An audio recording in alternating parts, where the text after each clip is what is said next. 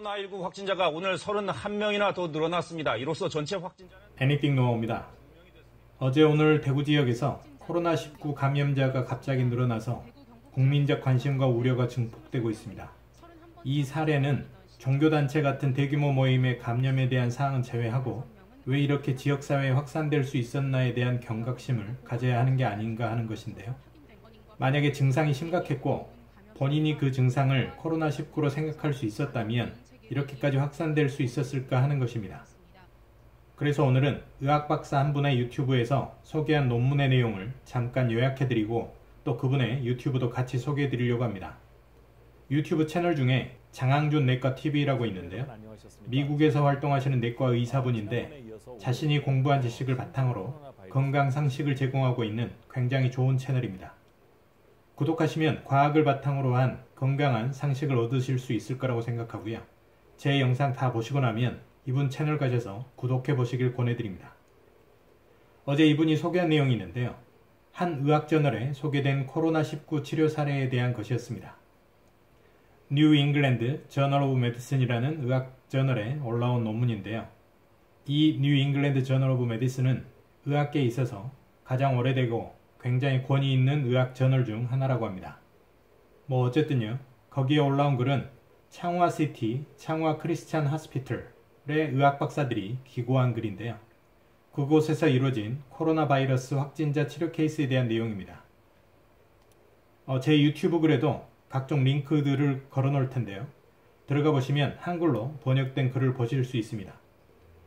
요약해드리면 이렇습니다. 52세 대만 여성의 감염 사례를 이야기하고 있는 건데요. 이분은 2019년 10월 21일부터 2020년 1월 20일까지 우한에서 살았다고 합니다. 1월 20일 비행기로 대만으로 돌아왔는데 같은 날 그 비행기에 탑승했던 다른 승객이 다음 날인 21일 코로나19 양성인 것으로 밝혀졌다고 합니다. 그걸 소식으로 접하고 난 뒤에 우한에서 돌아온 지 5일이 지난 25일 그 여성분은 열과 근육통이 발생했다고 하는데요. 대만으로 돌아올 때 비행기에 탄 사람이 양성이었으니까 혹시나 해서 병원에 가봤다고 합니다. 다른 증상인 기침, 콧물, 인후통, 흉부통증, 설사 증상은 특별히 없었고요. 그렇지만 흉부 방사선 사진을 찍어보니까 폐 하부에 확산 침윤, 즉 폐렴 증상이 발견됐다고 합니다. 기침은 폐렴의 굉장히 중요한 증세인데 이분의 경우에는 기침 증상은 전혀 없었다고 하고 방사선 검사상으로만 증세가 보여서 유전자 검사를 해봤더니 그제서야 코로나19 양성이 확인됐다고 합니다. 대만에서 5번째 확진받은 사례가 됐는데요. 바로 입원을 했고 병원에서는 입원 3일째에 오셀타미비르 및 레보플록사신을 경험적 치료법으로 치료했다고 합니다. 오셀타미비르는 독감 치료제고 레보플록사신은 항생제인데 폐렴에 많이 쓰는 치료제라고 합니다.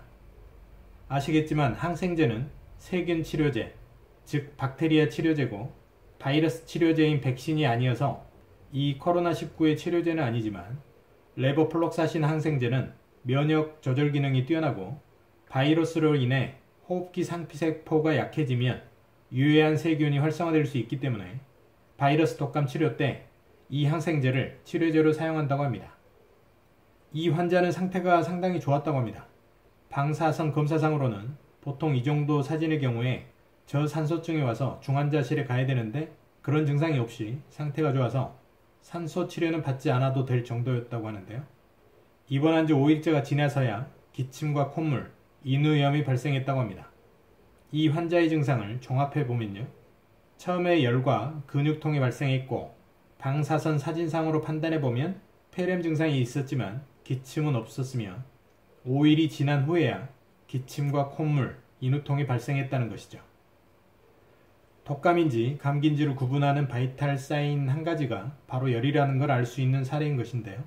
기침을 안 해도 열이 있다는 것만으로도 독감 여부, 심각한 바이러스에 감염된 여부를 추측해 볼 수 있다는 것이고요.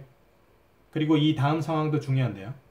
이분의 남편이 있었는데 이 남편은 1월 20일 날 아내분이 대만에서 돌아온 후에 만나서 침실과 식사를 공유했다고 합니다.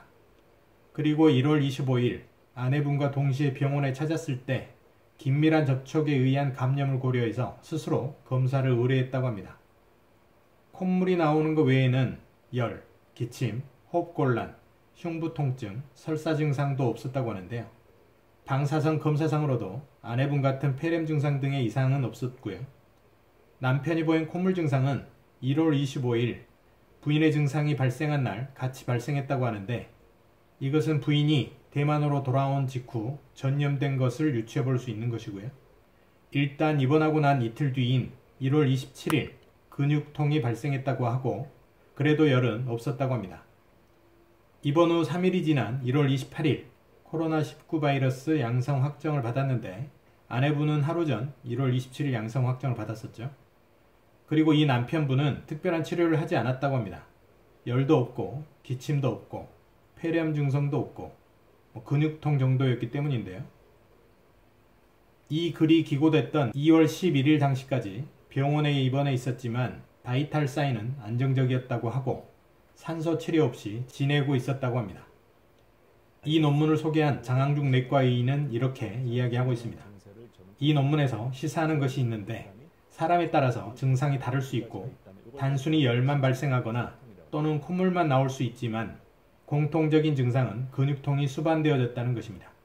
이 사례의 경우 코로나19 바이러스 감염 증상을 의심해 볼 수 있는 중요한 지표는 전신에 나타나는 열 그리고 근육통이라는 것을 이 논문을 통해 알 수 있다는 것이죠.